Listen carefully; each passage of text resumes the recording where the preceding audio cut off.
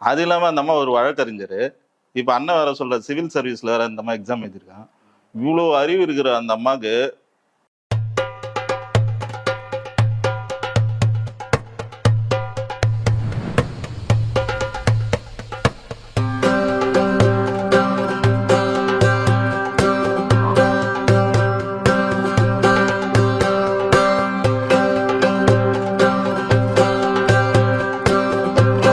Kareem's Biryani Paradise at Liberty and Catering Services, கோடம்பாக்கத்தின் அறுசுவை அடையாளம். நாளைக்கு 11 மணிக்கு தான் வந்தாகணும், வர முடியாது, உன்னால முடிஞ்சதை பாரு. வரமாட்டேன், முடிஞ்சதை செய்யுங்கன்னு தைரியமா பேசுறாருல்ல. நீ எது வேணாலும் பண்ணி இப்போ உதவாங்கது யாரு, ஜெயிலுக்கு போறது யாரு? அது இல்லாம அந்த அம்மா ஒரு வழக்கறிஞர். இப்ப அண்ணன் வேற சொல்ற சிவில் சர்வீஸ்ல வேற இந்த அம்மா எக்ஸாம் எழுதிருக்கான். இவ்வளவு அறிவு இருக்கிற அந்த அம்மாக்கு ஒரு காவல்துறை வந்து ஒரு சம்மன் கொடுத்தா அது என்ன பண்ணும், அந்த ப்ராசஸ் தெரியாது. அவசர அவசரமா நீ வந்தது வர முடியாது, என்ன பண்ணுவேன்? அதுல வேற நெக்கில வேற சொல்றேன், என்ன நீ அவ்வளவு பெரிய ஆளுன்னு கேக்குறேன். ஒரு எம்எல்ஏ கவுன்சிலர் கூட ஆகல. இத்தனை முறை முதல்வராக இருந்த கலைஞரையே அந்த மாதிரி அரெஸ்ட் பண்ணி காவல்துறைக்கு அந்த அளவுக்கு பவர். சரிங்களா? ஜெயலலிதா நீ அதுதான் சொல்றேன். இவங்களுக்கு என்ன பண்றேன்னு தெரியல, என்னை எப்படி சமாளிக்கன்னு தெரியாம மறுபடியும் இந்த பொம்பளை கூட்டி வந்து இல்ல சார், திமுக பயப்பட இவருனா 30% ஓட்டு வாங்கி எதிர்கட்சியா உட்காந்துன்னு இருக்காரா, இல்ல 70 எம்எல்ஏ உட்காந்துன்னு இருக்கிறாங்களா உள்ள சட்டமன்றத்துள்ள? இவர் சொல்ல ரஷ்யால இருந்து ஏவுகணை வருமா, இல்ல அமெரிக்கால இருந்து ஏவுகணை வருமா? இவரை பார்த்து ஏன் பயப்படணும்? அம்மையார் ஜெயலலிதா 10 ஆண்டுகள் ஐயா எடப்பாடி எல்லாம் ஆட்சியில் இருந்தபோது ஏன் வரல?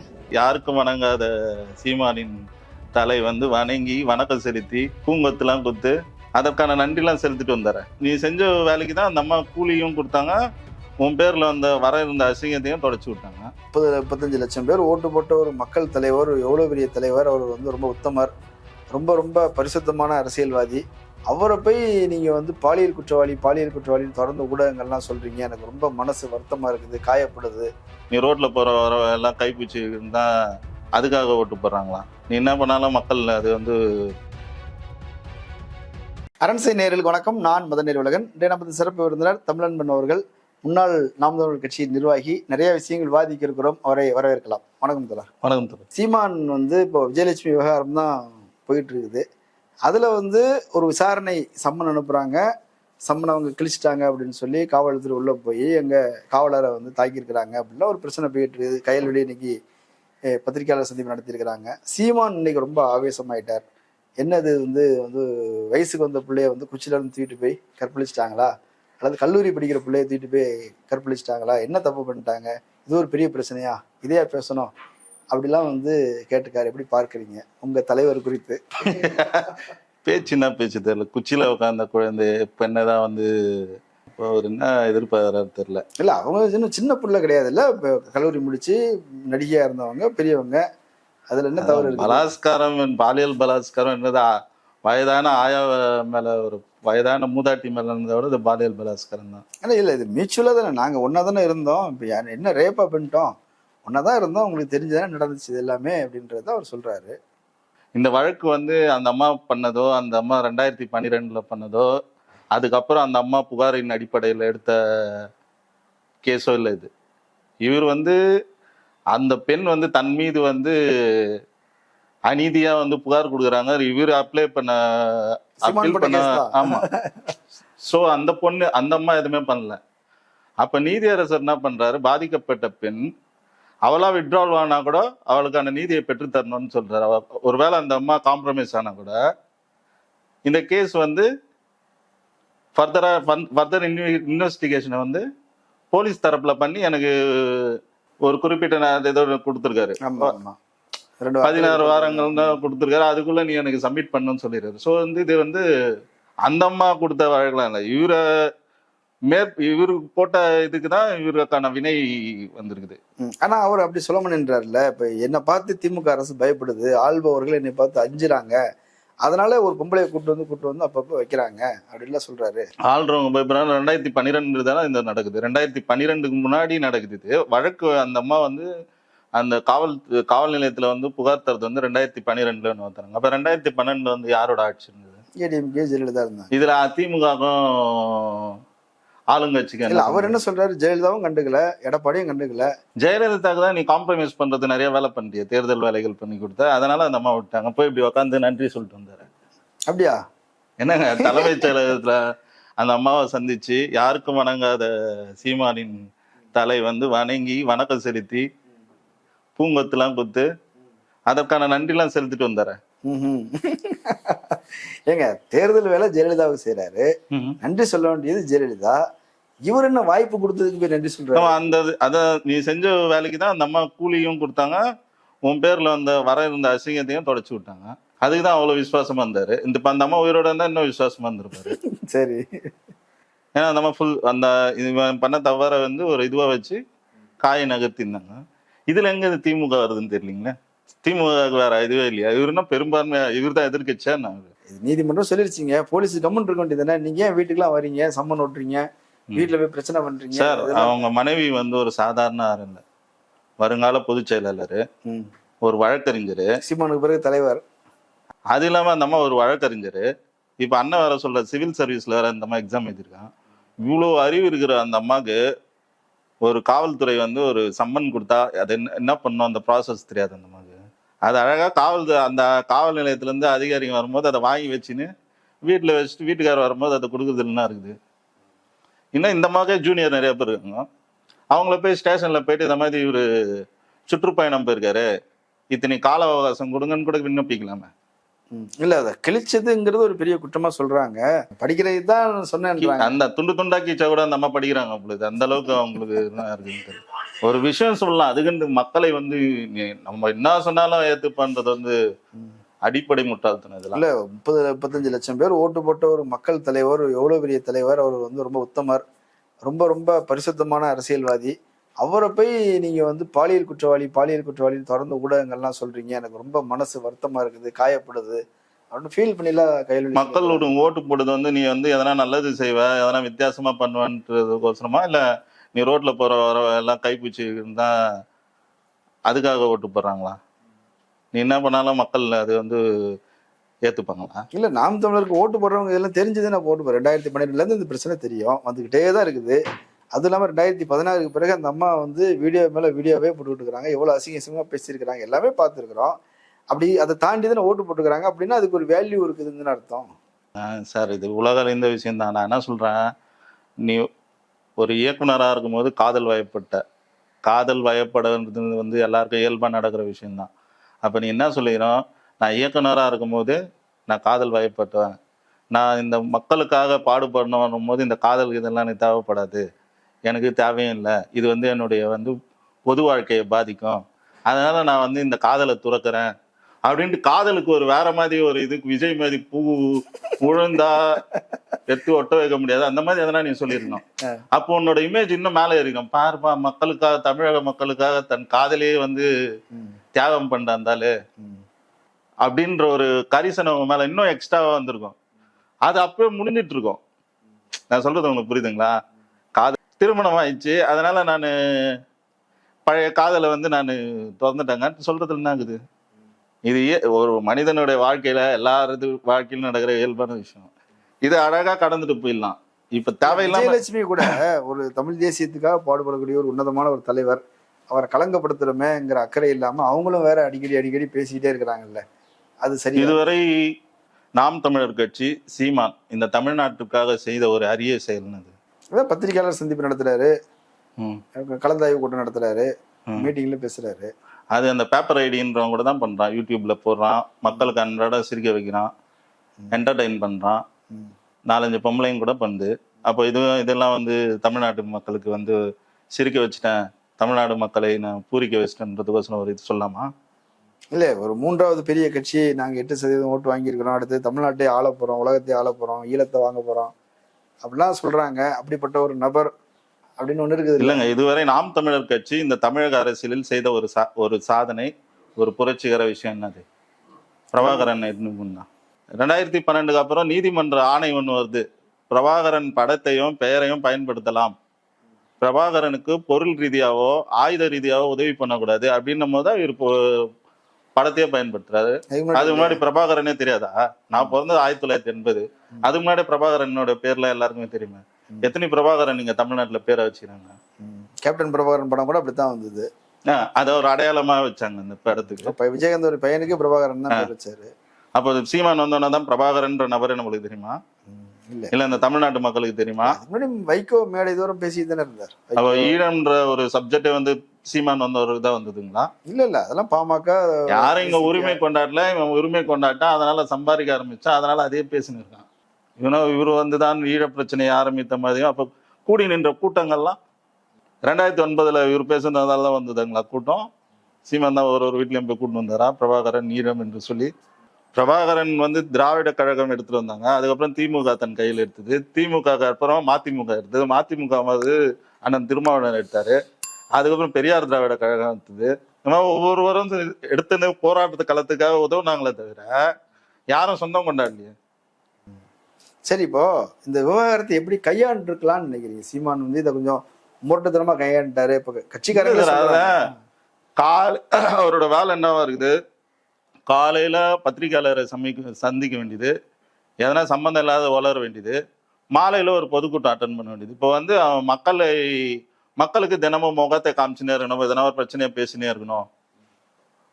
அந்த இதுதான் இருக்கு. இப்ப இந்த மும்மொழி கொள்கை இவ்வளவு பெரிய விஷயமா இங்க படையெடுத்திருக்கு. தமிழ் தேசியவாதின்ற, தமிழ்நாட்டுக்காக போராடுறன்ற மும்மொழி கொள்கை உன்னுடைய போராட்டம், உன்னுடைய நிலைப்பாடு என்னன்னு தெரிவிங்கல்ல மக்கள்கிட்ட. இல்ல, அவர் என்ன சொல்றாரு, எங்களுக்கு அனுமதி கொடுத்தா நாங்களே இந்தியை வீழ்த்திடுவோம் அப்படின்றாரு. கவர்மெண்ட்டுக்கு அனுமதி கொடுங்க, நாங்களே வீழ்த்துறோம். அனுமதி கொடுங்க, என்ன முதல்வராக்குங்க, நான் பண்றேன்றாரு. என்னை முதல்வராக்குங்க, நான் வரி செலுத்தாம நான் பண்றேன். நான் வரி செலுத்த மாட்டேன்டா.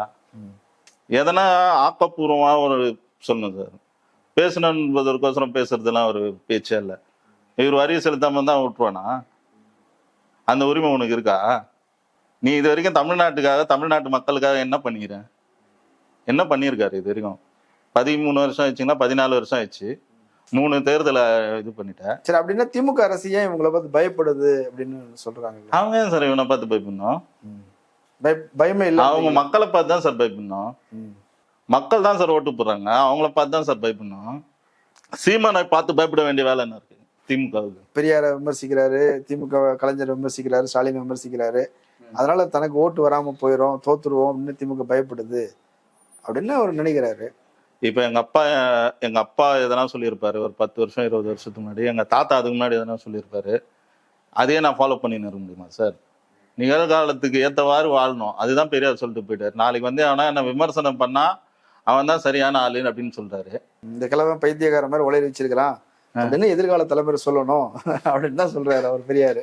இல்ல, அவர் அதானே சொல்றாரு. நாளைக்கு நான் சொன்னதை வந்து எவனா எதிர்த்து கேட்டானா இந்த நான் பண்ண வேலைக்கான அர்த்தம்னு சொல்லிட்டு சிந்திக்கிறான்னு. அவர் தாழ்வா தானே சொல்லிட்டு போயிரு. நான் சொன்னதெல்லாம் சரின்னு எடுத்துக்காதரா, என்ன கேள்வி கேள்றா, என்ன கேள்வி கேட்கும் போதுதான் நான் செஞ்ச வேலைக்கான பரிசு எனக்கு கிடைச்சதுன்னு எனக்கு அர்த்தம்னு சொல்றாரு. அதை விட உனக்கு என்ன வேணும்? திமுக பயப்படலன்றீங்களா? இல்ல சார், திமுக பயப்படணும். இவருன்னா 30% ஓட்டு வாங்கி எதிர்கட்சியா உட்காந்துன்னு இருக்காரா, இல்ல 70 எம்எல்ஏ உட்காந்துன்னு இருக்கிறாங்களா உள்ள சட்டமன்றத்துள்ள? இவர் சொல்ல ரஷ்யால இருந்து ஏவுகணை வருமா, இல்ல அமெரிக்கால இருந்து ஏவுகணை வருமா? இவரை பார்த்து ஏன் பயப்படணும்? இல்ல, ஒரு இளைஞர் படை என்கிட்ட இருக்குது, ஒரு பெரிய பிரச்சார படை இருக்கு. சப்போர்ட் லோஷன் வாங்கி தடவை சொல்லுங்க. இளைஞர் படைன்னு தான். என்ன சார் இளைஞர் படை இருக்கு? அந்த இளைஞர் படையை வச்சு ஆக்கப்பூர்வமா என்ன பணி பண்ணீங்க? ஒரு ஆக்கப்பூர்வமான பணி பண்ணலங்க. இப்ப பாமகன்ற ஒரு கட்சிக்கு ஒரு வரலாறு இருக்குல்ல. ஒரு 17 பேர் உயிரை விட்டு இழந்து ஒரு இடஒதுக்கீடு வாங்கினாங்களே, அந்த மாதிரி உனக்கு எதனா ஒரு வரலாறு இருக்கா? விசிகாவுக்கு உண்டு, மதிமுகவுக்கு உண்டு. அவங்க தடா பொடான்னு எல்லாத்துக்கும் கைதுகள், எல்லாத்துக்கும் ஒரு வரலாறு இருக்கு. உனக்கான வரலாறு என்னது? பிரபாகரன் கூட இட்லி சாப்பிட்டது, ஆமகறி சாப்பிட்டது, இதா? இல்ல, அதெல்லாம் தான் பொய்ன்னு ஆயிடுச்சு. இல்ல, பொய்யின்ட்டாகட்டும். அதை விட்டா உனக்கு என்ன வரலாறு? உன்னோட கட்சியும் இந்த நாம் தமிழர் கட்சியும் சீமானும் தமிழ்நாட்டு மக்களுக்காக, தமிழக மக்களுக்காகவும் தமிழ்நாட்டிற்காகவும் செய்த ஒரு அரிய பணினது எதுவுமே இல்லை. என்ன செஞ்சாருன்னு நான் அவங்கள கேக்குறேன் சார். நீங்களும் இந்த உலகத்துல தானே இருக்கீங்க. நீங்களும் ஒரு வாக்காளர். எத்தனையோ மேடைகள்ல பேசுறாரு, நகைச்சுவையா பேசுறாரு, நிறைய ஜோக்ஸ் எல்லாம் சொல்றாரு. அதான் சார், அந்த ஜிபி முத்துனையும் ஒன்னா கேக்குறேன். ஜிபி முத்து கூட தான் நகைச்சுவையா பேசுறாரு. கலக போகத்துல யாரும் எல்லாமே நகைச்சுவையா பேசுறாங்க. எல்லாரையும் உட்கார வச்சிடலாமா முதல்ல ஒரு சீட்ல? ஸ்டாண்டப் காமெடியன் தானா? வேற என்ன பண்றாரு அவரு? வேற என்ன சார் இருக்குது? தமிழ் தேசியம்னு ஒரு ஐட்டம் சொல்றாருல, ஸ்பெஷல் ஐட்டம் கிட்ட இருக்குது. சரி, எங்க இந்த அரசியல் எங்கிட்ட மட்டும்தான் இருக்குது, வேற யாருமே கிடையாது அப்படிலாம் சொல்றாங்க. இப்ப கட்சியில இருந்து வெளியே போறவங்களுக்கு எல்லாம் சார் தமிழ் தேசியன்றது என்ன சார்? ஃபர்ஸ்ட் தமிழ்நாட்டை பிரிச்சு எத்துன்னு போறதா, தனியா அனுமார் மாதிரி தூக்கின்னு போயிருந்தா, இந்த இந்திய அரசியல் இந்த இந்திய அரசியல் சட்டத்துக்கு உட்பட்டு நடப்பேன் என்று சத்திய பிரமாணம் தான் கட்சியா தொடங்கிற. ஆமா, உறுப்பினரா அப்புறம் நான் தமிழ் தேசியம். தமிழ் தேசியம் என்பது தமிழ்நாட்டு மக்களுக்கான இறையாண்மை கொண்ட ஒரு சுயாட்சியை அமைப்பது, இதுதான். அப்ப திமுக பண்றதும் தமிழ் தேசிய அரசியல் தான். கட்சி பேர் வேணா திராவிட கட்சியா இருக்கலாம். அவங்க யாருக்காக போராடுறாங்க? தமிழ்நாட்டுக்கு தான். ஆந்திரால இருக்க மக்களுக்கு போறாங்களா, கர்நாடகால இருக்க மக்களுக்கு போறாங்களா, இல்ல கேரளால இருக்க மக்களுக்கு போறாங்க? தமிழ்நாட்டு வாழ் தமிழக மக்களுக்கு தானே சார் பண்றாங்க. அப்ப நீ என்ன ஸ்டேட்மெண்ட் எனக்கு ஒண்ணுமே புரியல சார். சம்மன் கொடுக்க வந்தா ஐயா வந்துடுறேன் ஐயா சொன்னா முடிஞ்சு போச்சு. போன் தான் கையில வச்சு நிக்கிறியா, போன் பண்ணியா சொல்லாம வரமாட்டேன், முடிஞ்சதை செய்யுங்கன்னு தைரியமா பேசுறாருல்ல. இதெல்லாம் அந்த பசங்களை இது பண்ணி விடுதான், டியூன் அப் பண்ணி விடுவாங்களா? அது சும்மா இருக்க பசங்களை டியூன் அப் பண்ணி விடுது. ஒரு கெத்தா இருக்கும்ல, தலைவர் பாரு யாருக்கும் பயப்பட மாட்டேன்றாரு, போலீஸ் பயப்பட மாட்டேன்றாரு. நீ எது வேணாலும் பண்ணி இப்போ உதவாங்கது யாரு? ஜெயிலுக்கு போறது யாரு? அவர் மேல தப்பே இல்லை அப்படின்னு சொல்லி கையல்வெளி சொல்றாங்க. அத்துமீறி காவல்துறை தேவையில்லாம அத்துமீறி உள்ள போய் அவர் அடிச்சு எழுதிட்டு போயிட்டாங்க. அது அவசியமே இல்லையே அப்படின்னு. என் கையிலே நீங்க சம்மணம் கொடுத்துருக்கலாம், ஒட்டிருக்கவே தேவையில்ல. அதான் சார் நானும் சொல்றேன். அவன் வீட்டுல நீ தானே இருக்கிற, வீட்டுல தானே இருக்கிறாங்க அந்த அக்கா. கீழே வாங்கிட்டு போத்தீங்கன்னா எல்லாம் என்ன ஆகுது? சம்மனை ஒண்ணு அந்த தர ஆளு கொடுக்கணும், அவனோட நெருங்கிய உறவு கொடுக்கணும். நெருங்கிய உறவுனா மகன் மனைவி அந்த மாதிரி ஆளுகிட்ட கொடுக்கணும் சம்மன். ரோட்ல போற வரவன், இவங்க வீட்டு வேலைக்காரன், இவங்க வீட்டுல 10 பேர் வேலை செய்வாங்க, இவங்க வீட்டுல சமையல் ஒரு 10 பேர் வேலை செய்வாங்க, அவங்க கிட்ட கொடுக்குதுலாம் இல்ல. அப்ப நீங்க மேல தானே இருக்கீங்க, நீங்க ஒரு வழக்கறிஞர் தானே, நீங்க வாங்க வேண்டியது தானே. இன்னொன்னு சொல்றாங்கல்ல, இப்ப சம்மன் ஒட்டுறதோட காவல்துறையோட வேலை முடிஞ்சு போச்சு. அந்த செய்தியை சொல்லணுங்கிறதா உங்க வேலை, சொல்லிட்டீங்க. இப்ப நாங்க தெரிஞ்சுக்கிறது எப்படி? வீட்டு வாசல படிக்கணுமா சார்? அந்த சம்மனை கீச்சுது எப்படி சார் தெரியும்? உன் கையை வச்சுன்னு கம்னு இருக்க வேண்டியதானே. எதுக்கு இதுல போட்டு படிக்கிறதுக்காக கிழிச்சு? அது இல்ல சாமி, இவங்க அதை பரப்புறாங்க. ஃபர்ஸ்ட் இவன் கீச்சது யாருக்கு சார் தெரியும்? அவங்க போட்டோ எடுத்து இவங்களே ஏன் சார் அப்லோட் பண்றாங்க? அத நீ அப்லோட் பண்ற, கீச்ச உடனே தானே அவனுங்க. அப்ப அவனுக்கு கேட்க மாட்டாங்க, கீச்சுனுங்கிறான் என்ன நீங்க கீச்சுனுங்கிறீங்க, கேட்க மாட்டாங்க. இல்ல, ஒட்டுனது வலசரவாக்கம் போலீஸ், பிரச்சனை பண்றது நீலாங்கர போலீஸ். ஆமா சார். அப்ப கேட்பாங்களா அவனை கேள்வியோ? ஒட்டு வந்துக்கிறா அவனை அசால்ட்டா கீச்சுனுங்கிறானுங்கன்னு மேல அதிகாரி கேள்வி கேட்க மாட்டானுங்க. சார் இது அசிங்கமா இல்லையா சார்? ஒரு சீமன் எனக்கு சார் சம்மனை வாங்கி உன் வீட்டுல வச்சு அது நாய், உங்க வீட்டுல இருக்கிற நாய் கக்கா கூட அள்ளி குப்பை தொட்டில போட்ட கூட யாருக்கும் தெரிய போகுது இல்ல. நீ எதுக்கு ஃபர்ஸ்ட் அப்லோட் பண்ற? இத பரப்புனது யாரு? அவங்கதான் கெத்தா ஃபீல் பண்ணாங்க. பாரு நீ ஒட்டினா நான் கிழிச்சிட்டோம். இவங்கன்னா இது விருகம்பாக்கம் போலீஸ் ஒட்டும் போது பின்னாடி இருக்கிறாரா இவரு? நீலாங்கர போலீஸ்காரு. இவன் கிழிக்கிற வரைக்கும் பாத்துன்னு அதுக்கப்புறம் பண்றாரா? இல்ல அதுக்கப்புறம் கிழிச்சது அந்த கிழிக்கிறத அப்லோட் பண்ற. ஆமா, அதை பரப்புற அது ஒரு அட்வர்டைஸ் இது பண்ற, ப்ரொமோட் பண்ற. இதெல்லாம் உனக்கு என்ன கிரியேட், என்ன கிடைக்க போகுது? சரி, அவரை சாதி பேரை சொல்லி திட்டாங்கன்னு ஒண்ணு. யாரு சார்? அவர் அமல்ராஜ், ஒரு முன்னாள் ராணுவ வீரர்.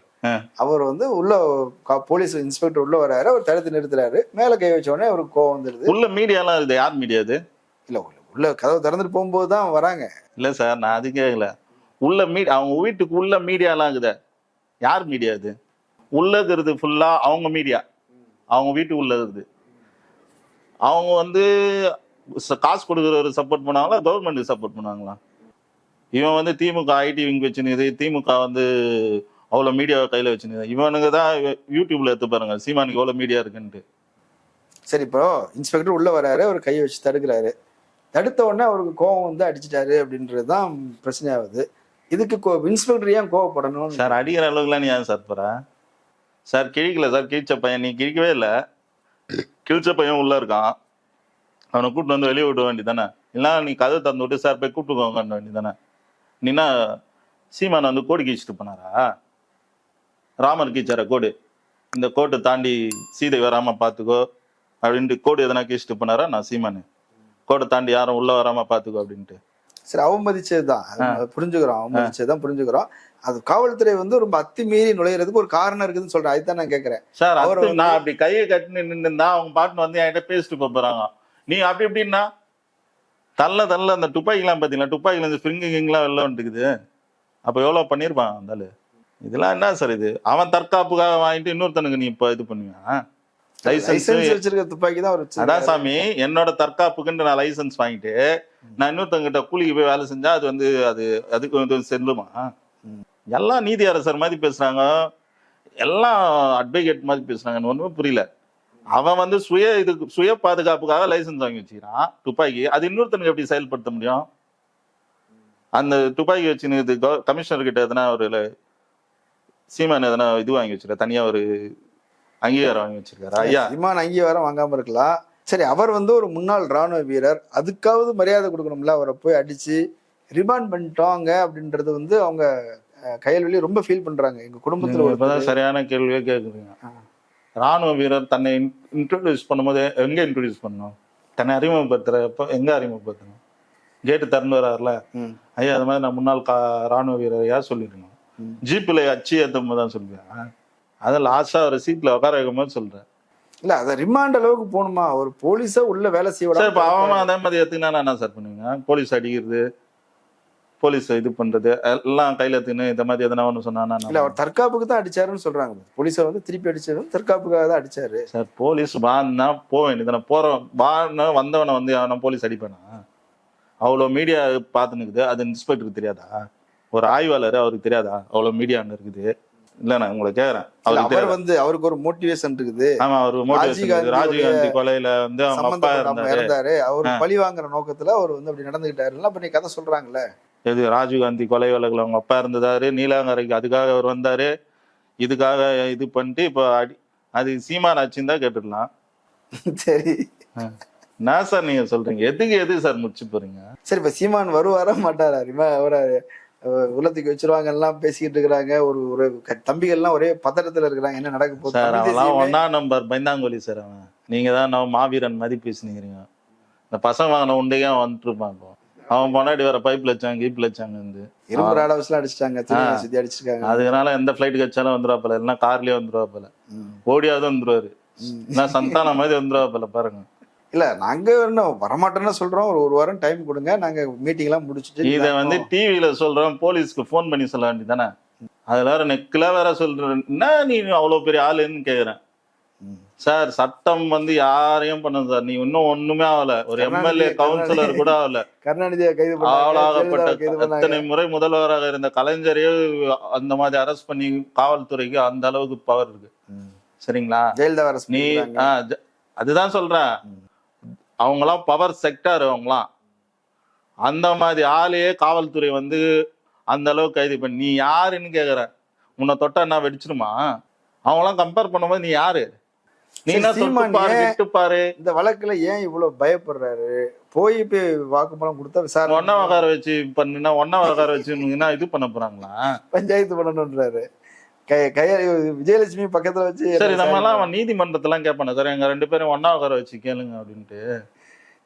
சார், ஏதோ பண்ணிட்டேன் என்னோட. அப்போ வந்து எனக்கு வந்து அந்த அரசியல் புரிதல்லாம் இல்லை, நான் ஏதோ சினிமாக்காரனா இருக்கும்போது தெரியாம பண்ணிட்டேன், எதனா ஒன்று சொல்லிட்டு முடிச்சுட்டுக்கலாம் இந்த மேட்ரை. இன்னும் பெண்களை போட்டுருவாங்கிட்டுருன்ற 50% இடம் ஒதுக்கிட்டு தருவோன்ற இந்த மாதிரி பேசினா என்ன அர்த்தம்? அதே மாதிரி அந்த பொம்பளை காளி அம்மா வந்து மயிறு கீருன்ற என்ன, அது பெண்ணடிமைத்தனம் இல்லையா? அப்ப உங்ககிட்ட ஆணாதிக்கம் இருக்குதா இல்லையா? இருக்கா இல்லையா சார்? இதுல ஆணாதிக்கம் இருக்குதா இல்லையா? அவ பாதிக்கப்பட்ட பொண்ணு, அவ ஒரு நட்சத்திர அந்தஸ்துல நாயகியா இருந்தா சூர்யா சொத்துக்கலாமே அவருடைய. ஆமா சார், இப்ப அவன் அல்ல கையில சார். அவன் அப்போ ஒண்ணுமே எல்லாத்தையும் சார். இப்போ அவன் வீட்டுக்கு வந்து பாம்பு போட்டான்ல சார், அந்த பையன் பெட்ரோல் பம்ப் குண்டு வச்சானாங்களே, அவன் என் பகுதியில் தான் இருக்கான், என்னோட தோழர் தான் அவரு, டிங்கர் குமார் அவர் பேரு. அவன் ஏன் உனக்கு அச்சான்? அவன் ஏன் சார் அச்சான்? உங்க வீட்டுல வந்து பெரியாரை பத்தி பேசுந்தால கோவப்பட்டான். ஏன் கோவப்பட்டான்? உனக்கு சரகு வாங்கி கொடுத்துக்கிறான், ஆட்டோல கூட்டின்னு போயிட்டு. அவன் அவர் தானா சார்? அவன் கூட்டத்துக்கு கூட்டின்னு வந்து இவன் தான் சார் ஆட்டோ எடுத்துன்னு போயிட்டு கூட்டின்னு வருவான் சார். இவன் ஆட்டோல எடுத்துன்னு வந்து கூட்டின்னு வந்து கூட்டம் முடிஞ்சு போகும்போது ஓசி வாங்கி கொடுப்பான் அவனுக்கு. ஓல்டு காஸ்ட்ன்ற ஒரு சரக்கு இருக்கு தெரியுமா? அதுதான் அண்ணன் அடிப்பாரு. அப்போ இப்பதான் ஃபாரின் சரக்குலாம் அடிக்கிறாரு, 15,000 ரூபாய் சரக்கு. அப்போ வந்து குரங்கு ரத்தம் தான் சாப்பிடுவாரு அண்ணா. அதை வாங்கி கொடுத்தா இந்த டிங்கர் குமாரு. ஏண்டா எச்சக்குடி குச்ச, என் காசுல எச்சக்குடி குச்சன்னு என் தலைவரை பத்தி பேசினவனுக்கு கோவம் வராது? கோவரமா வராதா சார்? அவன் தெரியாத ஆளா இருந்தா பேசினா அவன் ஒன்றும் பண்ணிட மாட்டான். உன்னோட A to Z அவனுக்கு தெரியும். நீ அந்த வீடு ஏமாத்தி வரும்போது யாரு உனக்கு சப்போர்ட் பண்ணுது? அந்த சாலிகிராமத்துல வீடு எல்லாம் ஏமாத்தி உக்காந்து இருந்தானே சார் 19 வருஷம். அவர் சேம் ஜாதிகார் வீடு அது. அந்த பெரியவரை ஏமாத்தி உக்காந்தானே. ஓ, சொந்த சாதிக்காரர் தான் ஏமாத்தினாரா? ஆமா சார். அந்த வீட்டு இருக்கும்போது உனக்கு யாரு மாரல் சப்போர்ட், யாரு உனக்கு சப்போர்ட் பண்ணா? அந்த பசங்க தான் பண்ணாங்க. அப்படியா? யாருக்கு நீ போன் பண்ணுவேன்? நாம் தமிழர் குஞ்சிங்கெல்லாம் இப்ப இருந்தாங்களா? அதனாலதான் அந்த பையன் கோவப்படுறான். இவ்வளவு பண்ணிக்கிறோம்டா, எச்சோறு வாங்கி கொடுத்துறேன், எச்சக்குடி வாங்கி கொடுத்துறேன் உனக்கு, இந்த மாதிரி எங்க தலைவரை பத்தி பேசுறேன்ட்டு அதனாலதான் வச்சாங்க. சரி, இப்போ தமிழ் தேசியத்தையே விஜயலட்சுமி அழிச்சிருவாங்கங்கிற மாதிரி ஒரு பயத்துல இருக்கிறாங்க தம்பிகள். அவங்களுக்கு கடைசியா என்ன சொல்றீங்க? அந்த பொம்பளை பாவம் சாபெல்லாம் ஒன்று சும்மா விடுமானான்னு தெரியல சார். அவர் நாடகத்தில் வச்சிருந்தா கூட இன்னைக்கு 5000 ரூபாய் சார் அவங்களுக்கு ஒரு நாளைக்கு சம்பளம். அந்த பொம்பளை பிச்சைக்காரியாக்கி 50,000 ரூபாய் தரேன், 10,000 ரூபாய் தரேன், இது தரேன், 2 கோடி தரேன். நான் லாஸ்ட்ல 2 கோடி தரேன். அவன் பொண்டாட்டி போறாங்களா 2 கோடி லாகல தெருக்கோடியில இருக்குன்னு. தெருக்கோடியில இருக்கிற நீங்க உள்ள 4 கார் நிக்குது, இன்னும் ஒரு 10 கார் நிக்குது, தனியா ஒரு பார்க்கிங் எடுத்து வச்சுக்கிறாங்க. யார் வீட்டு காசு சார் இது? தமிழ் தேசிய காசு. அதுதான் தமிழ் தேசியம். சரி, வாங்கி தூண்டுறது தமிழ் தேசியம். காசு வாங்கி கட்சிக்கு செலவு பண்றதுக்கு உனக்கு அனுப்புறாங்களா இல்ல உனக்கு செலவு பண்றது அனுப்புறாங்களா? சரி, அவர் உள்ள போவாரா மாட்டாரா அதை சொல்லுங்க. அவன் உள்ள போனா எனக்கு என்ன இது சார், வெளியே போனா என்ன இது சார்? தமிழ் தேசியம் போச்சு சார். தமிழ் தேசியம் வேணா சார் எடுத்துட்டு வந்தான். இவரு சீமான் வந்ததுக்கு அப்புறம் தமிழ் தேசியம் என்பதே மலர்ந்துச்சா? தமிழை அழிக்கக்கூடாது, என் தாய்மொழி தமிழை அழிக்கக்கூடாது, அது எவன் வந்தாலும் நான் பாத்துக்கிறேன், அதை நான் யார் பிரதம மந்திரி வந்தா கூட நாங்க பாத்துப்போம்னு சொல்லிட்டு அண்ணாதுரை போறான்னு வந்து எதுக்காக போறாரு? இந்திய தேசியத்துக்காக போனா தமிழ் தேசியத்துக்காக போனாரு? இவர் வந்தோடனே தமிழ் தேசியம் தமிழ் தேசியம் தமிழ் தேசியம் எனக்கு ஒண்ணுமே புரியல. அதுதான் உங்களை நான் கேட்கிறேன். தமிழ் தேசியத்திற்காக திரு சீமான் செய்த ஒரு சின்ன குண்டுமணி அளவு ஒரு சின்ன விஷயம் எதனா சொல்லுங்க. நீங்க இப்ப கட்டாய தமிழ் எல்லா பள்ளிக்கூடத்துலயும் இருக்கா? பெயர் பலகைகள் எல்லாம் தமிழ்ல இருக்குதா? அது நீ முதல்வராக வந்தவன தான் பண்ணுமா? எனக்கு முதல்வராக வந்தவன தான் சார் பண்ண. அப்படிலாம் அவசியமே இல்லையே. பாமகவும் விசிக்கவும் போராடிதான் அதை இந்த தமிழ் பெயர்கள்லாம் மாத்தினாங்க. உங்க அப்பா பேரை வண்டி தமிழ்ல வச்சுட்டா போதுமா? சைமன் என்பது நீங்க கூகுள்ல போட்டு சர்ச் பண்ணுங்க. சைமன் ஜெபஸ்டின், அவங்க அப்பா பேரு யாக்கோப்பு. கூகுள்ல போட்டு இந்த பெயர்லாம் வந்து கூகுள்ல போட்டு சர்ச் பண்ணி இது எந்த ஸ்டேட் மக்கள் வந்து அதிகமா பயன்படுத்துவாங்க போடுங்க.